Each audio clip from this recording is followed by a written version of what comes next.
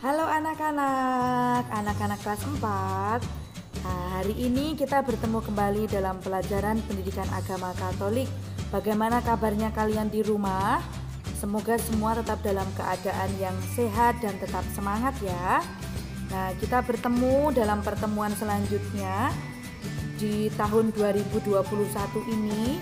Kita sudah memasuki semester 2, tetapi kita belum bisa belajar bersama-sama di sekolah. Kita tetap belajar dari rumah masing-masing. Anak-anak tetap menjaga kesehatan, tetap mematuhi protokol kesehatan, dan juga tetap semangat belajar dari rumah masing-masing. Nah, sebelumnya Bu Siska mengucapkan selamat Natal dan Tahun Baru kepada anak-anak semua. Hari ini Ibu akan mengajak anak-anak untuk mempelajari, yaitu pelajaran 13 dan 14. Hari ini kita memasuki KD 3.5. Kenapa kita mempelajari dua tema? Karena dua tema ini saling keterkaitan satu sama lain, yaitu menghormati hidup dan menghormati milik orang lain. Maka anak-anak sekarang silahkan disiapkan buku cetaknya, alat tulisnya. Kita akan bersama-sama memulai pelajaran kita hari ini. Nah, sekarang sebelum kita memulai pelajaran, Ibu akan mengajak anak-anak untuk mengawali dengan doa terlebih dahulu. Silakan anak-anak mengambil sikap doa yang baik. Kita baca bersama-sama doa yang sudah ada di slide anak-anak masing-masing. Marilah berdoa. Dalam nama Bapa dan Putra dan Roh Kudus. Amin. Allah Bapa yang Maha Baik, kami bersyukur karena berkat penyertaan-Mu kami dapat kembali belajar bersama. Berkatilah dan sertailah kami, agar kami mampu menghargai hidup serta mampu menghargai milik orang lain, sehingga kami mampu melakukan segala sesuatu seturut dengan kehendak-Mu. Amin. Dalam nama Bapa dan Putra dan Roh Kudus. Amin. Oke anak-anak, terima kasih. Nah, sekarang Ibu akan membacakan tujuan pembelajaran kita hari ini, yaitu tujuan pembelajaran yang akan kita capai pada pelajaran ini. Mensyukuri hidup sebagai anugerah, menunjukkan sikap percaya diri untuk menghormati hidup dalam sikap sehari-hari, menyebutkan contoh-contoh sikap menghormati hidup, menyatakan syukur adanya 10 perintah Allah, khususnya perintah yang ke-7 dan 10, dan menjelaskan pentingnya sikap menghormati milik orang lain. Mari kita bersama-sama. Mari kita simak bersama-sama gambar yang ada di layar masing-masing. Gambar apa ya ini? Nah, silahkan anak-anak perhatikan. Di sini ada 3 gambar, di mana kita melihat gambar pertama itu ada tangan yang memegang pisau atau benda tajam. Kemudian 2 gambar yang lain adalah kita bisa melihat ada 2 orang yang tergeletak karena dibunuh atau disiksa oleh orang yang berdiri ini. Bagaimana perasaan kalian? Sedih, prihatin, kasihan karena dia dibunuh oleh sesama manusia.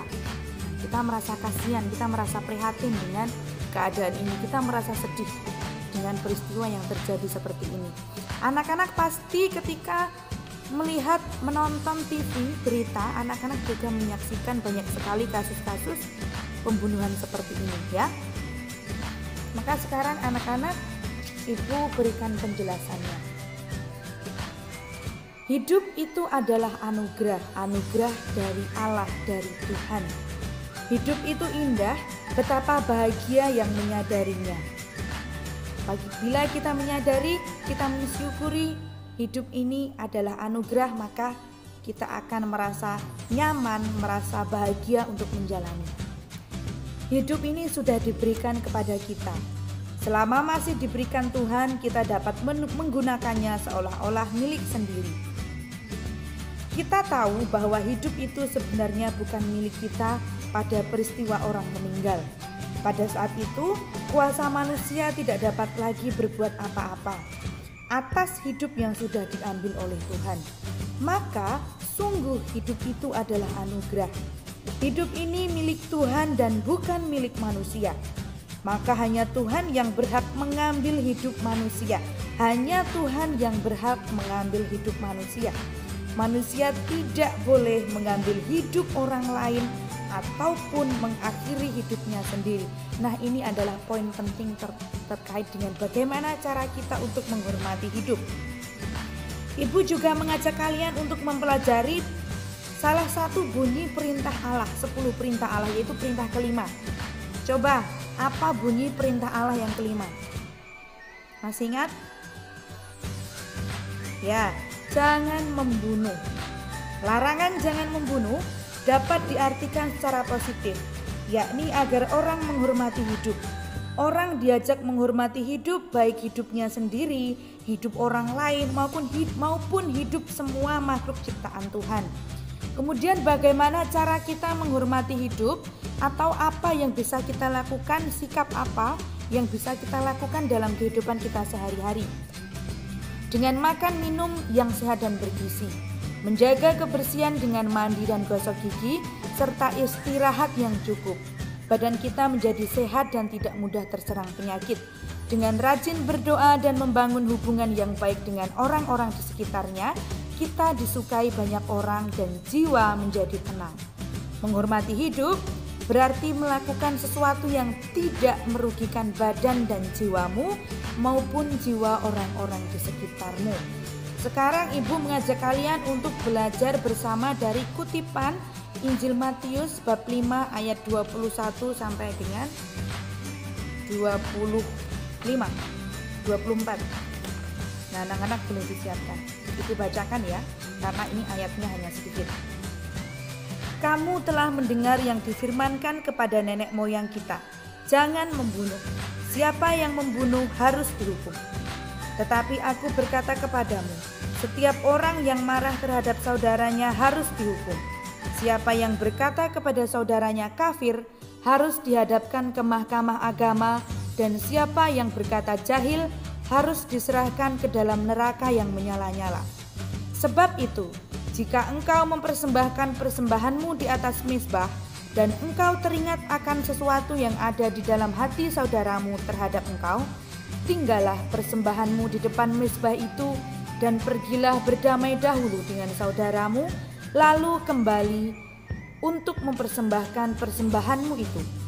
Segeralah berdamai dengan lawanmu selama engkau bersama-sama dengan dia di tengah jalan, supaya lawanmu itu jangan menyerahkan engkau kepada hakim, dan hakim itu menyerahkan engkau kepada pembantunya, dan engkau dilemparkan ke dalam penjara. Sesuai dengan ajaran Yesus Kristus, seperti pada Injil Matius ini, Yesus berkata bukan saja yang membunuh yang harus dihukum, tetapi yang marah pun harus dihukum.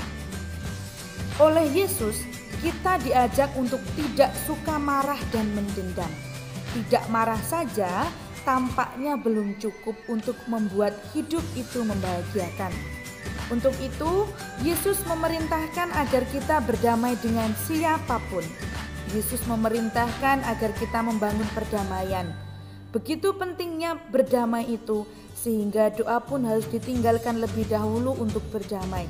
Nah, anak-anak, apabila anak-anak ketika berada di sekolah bermain dengan teman, kemudian ada teman yang tidak sengaja berbuat kesalahan atau melakukan sesuatu yang membuat anak-anak marah, nah, atau sebaliknya anak-anak membuat marah temannya, anak-anak harus berani meminta maaf, harus berani mengajak berdamai. Karena apabila kita marah sampai berlarut-larut akan menimbulkan ketidaknyamanan dalam kehidupan kita, dalam aktivitas kita sehari-hari. Seperti itu, paham ya? Kemudian selanjutnya dari kisah kehidupan kita akan menyimak bacaan dari buku bacaan. Di sini tidak ada judulnya. Oh, Bu Siska salah mengetik. Judulnya itu adalah Tara, bukan Tata ya. Nah, anak-anak silahkan mencari, tapi Ibu bacakan terlebih dahulu. Tara seorang siswa kelas 4 SD. Setiap hari ia selalu bangun pagi. Sebelum mandi, Tara selalu membantu pekerjaan rumah dengan menyapu, baik menyapu di dalam rumah maupun halaman. Setelah pekerjaannya selesai, ia langsung mandi. Tentu saja ia tidak pernah lupa menggosok giginya dengan pasta gigi supaya bersih. Setelah ganti baju, ia langsung sarapan.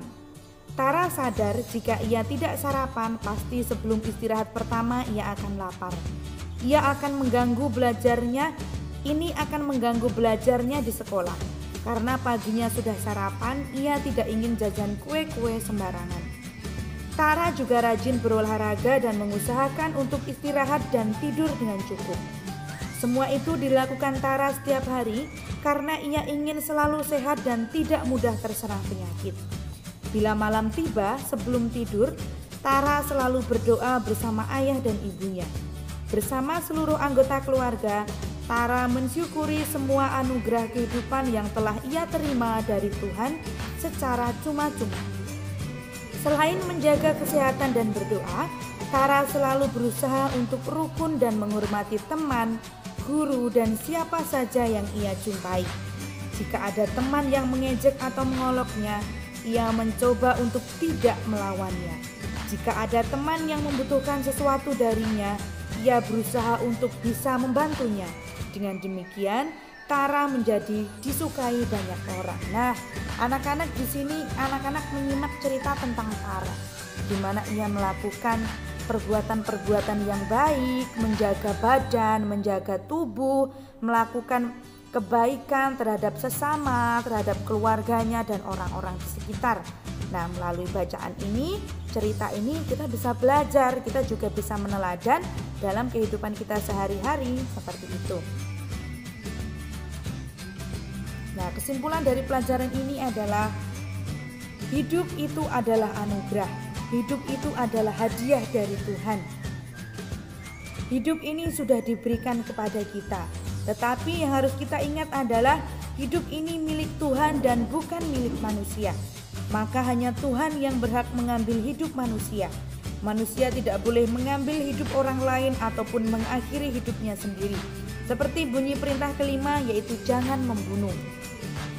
Di dalam bacaan kitab suci Injil Matius, Yesus juga mengajak kita, memerintahkan kepada kita agar kita berdamai dengan siapapun. Yesus memerintahkan agar kita membangun perdamaian. Begitu pentingnya berdamai itu, sehingga doa pun harus ditinggalkan lebih dahulu untuk berdamai. Kita lanjut ke pelajaran 14. Silahkan anak-anak perhatikan di sini ada gambar apa ya. Nah, kita bisa melihat itu ada maling ya itu ya.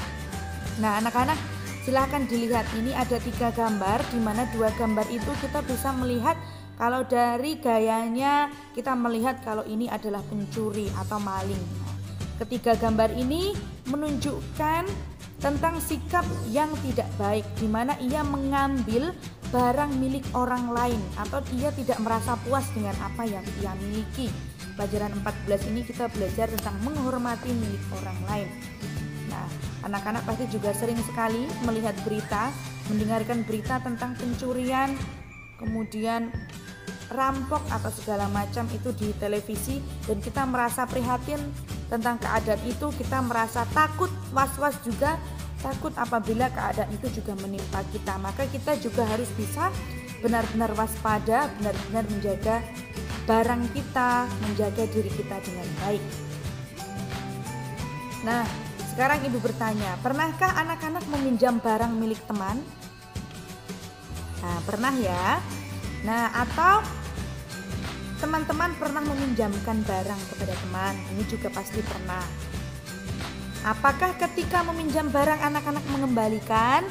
Ayo, dikembalikan tidak ketika anak-anak meminjam barang milik orang lain, milik teman? Biasanya ada di sekolah, ada yang bilang, ada yang lapor, ibu itu pinjam pensil saya, pinjam penghapus saya tidak dikembalikan.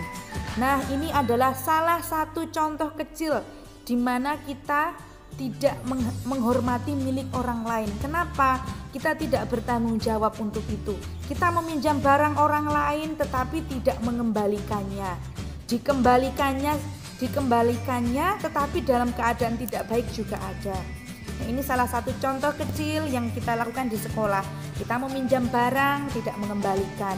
Atau kita pinjam barang, mengembalikan barang kepada pemiliknya yang punya tetapi dalam keadaan yang rusak. Nah, itu salah satu contoh, yaitu sikap tidak menghormati milik orang lain. Jika kamu meminjam barang milik teman, kamu menjaga barang itu dengan baik, kemudian mengembalikan ke pemiliknya dalam keadaan baik pula, itu berarti kamu telah menghormati milik orang lain. Sebenarnya contohnya sederhana sekali, anak-anak pasti bisa melakukannya ketika anak-anak berada di sekolah, berinteraksi kembali dengan teman-teman di sekolah. Tidak hanya di sekolah, di rumah pun juga demikian. Pinjam barang kakak, adik harus dikembalikan dalam keadaan yang baik. Tidak boleh merusak barang milik orang lain. Memiliki sesuatu rupanya menjadi salah satu pengalaman dasariah dari seseorang. Memiliki sesuatu merupakan hak seseorang demi kemerdekaan yang telah diberikan oleh Tuhan. Nah, anak-anak, semua orang berhak mempunyai apa yang perlu untuk hidup yang layak. Kita hari ini juga belajar dari bacaan dari perintah Allah yang ke-7 dan ke-10. Nah, anak-anak mudah-mudahan masih ingat bunyi perintah ke-7 dan ke-10 ya. Anak-anak bisa menjawabnya dari rumah masing-masing. Di mana perintah ke-7 dan ke-10 ini melindungi hak milik itu. Perintah-perintah itu menjamin keadilan. Keadilan berarti memberi kepada setiap orang apa yang menjadi haknya. Keadilan termasuk hak bagi setiap orang. Perintah ke-7 bunyinya apa? Jangan mencuri. Kemudian perintah ke-10, jangan mengingini milik sesamamu dengan atau secara tidak adil. Seperti itu ya. Nah, anak-anak bisa melihat kembali tentang bunyi dari 10 perintah Allah. Kita belajar tentang bunyi 10 perintah Allah itu. Apa yang dimaksud dengan mencuri? Apa yang dimaksud mengingini dan mengapa orang tidak boleh mengingini milik orang lain menurut kitab suci? Mencuri adalah mengambil milik orang lain dengan tidak seizin dan sepengetahuan pemiliknya, sehingga pemilik merasa kehilangan. Tindakan mencuri tidak begitu saja terjadi. Tindakan mencuri itu muncul dari adanya keinginan memiliki barang milik orang lain. Mengingini tidak sekedar ingin dalam pikiran. Seperti bunyi perintah ke-10 ya, jangan mengingini milik sesamamu secara tidak adil. Nah, seperti itu. Selanjutnya, hari ini kita juga akan belajar dari Santo Paulus. Ada peringatan Santo Paulus. Di sini Ibu akan membacakan peringatan-peringatan itu. Orang yang pernah mencuri, janganlah ia mencuri lagi, tetapi baiklah ia bekerja keras dan melakukan pekerjaan yang baik dengan tangannya sendiri, supaya ia dapat membagikan sesuatu kepada orang yang berkekurangan. Peringatan yang kedua, jika seseorang tidak mau bekerja, janganlah ia makan.